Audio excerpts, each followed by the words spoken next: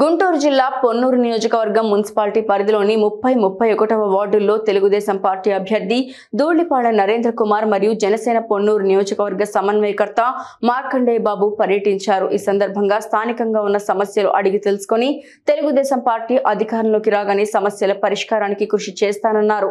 Cycle గుర్తుపై vote వేసి ఎమ్మెల్యేగా తనను ఎంపీగా పెమ్మసాని చంద్రశేఖర్ను గెలిపించాలని ఓటర్లను అభ్యర్థించారు।